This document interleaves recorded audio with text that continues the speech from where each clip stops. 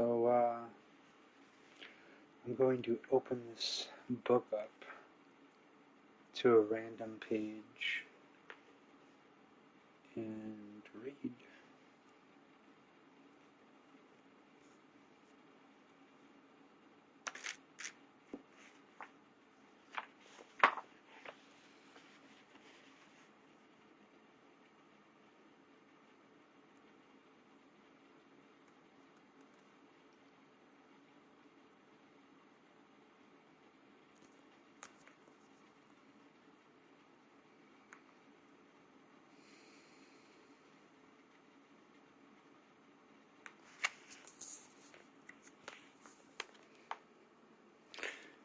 It's fun to make sure we're still going. Okay.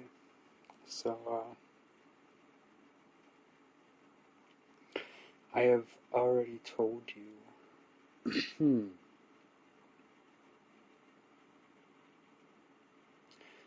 about how relatives buried the bodies of the deceased only in their own garden or the homestead's woods.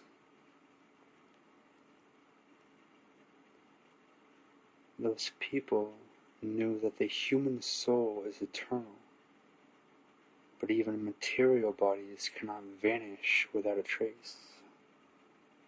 It's transmuted, it's transformed, it's reintegrated, and it becomes a piece of the whole again. The droplet goes back into the ocean.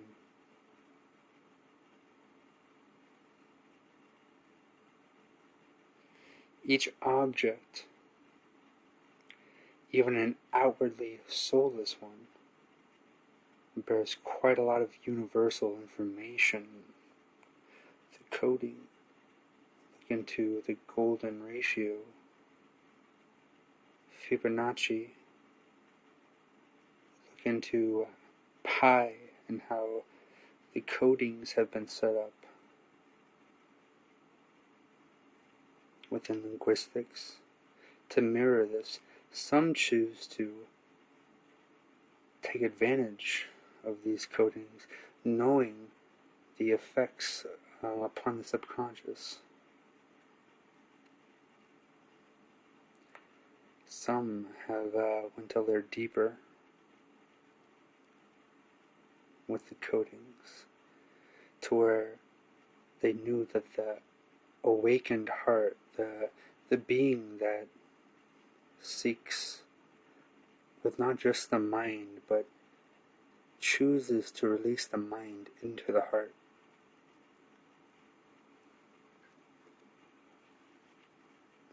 They will feel these codings on a soul level that will eventually make its way into the mind through synchronicities, through happenings that just manifest, and they show us, teach us, remind us of what we have experienced and bear witness to.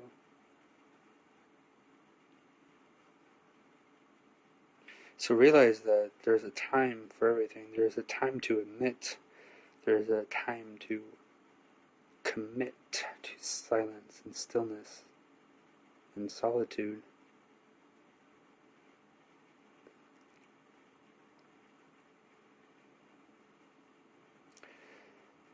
The bodies of the deceased were not covered with stone slabs, and even the place for their burial was not marked in any way.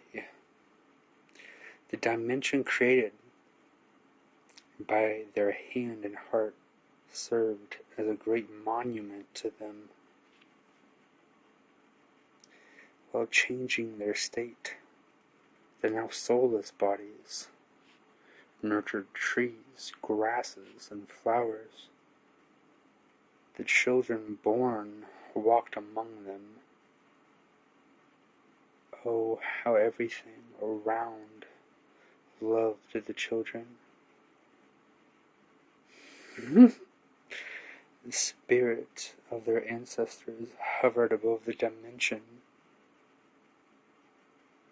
loving and safeguarding the children. Children treated the dimension of their homeland with love. Their thought did not create the illusion of life's finiteness, finitudeness.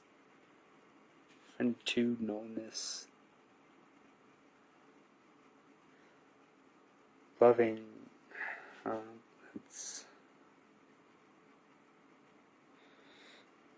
the Vade's life is infinite,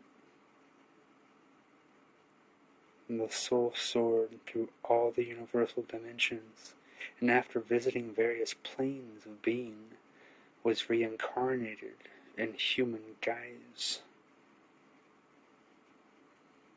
Waking up, a child would smile once again in the garden of his homeland.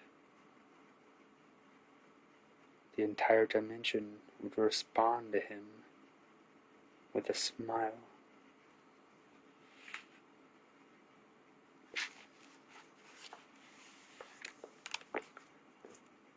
That's just a reminder of our past, our true engagements that we have forgotten to teach our children and to engage ourselves. So this is part of the process of returning and remembering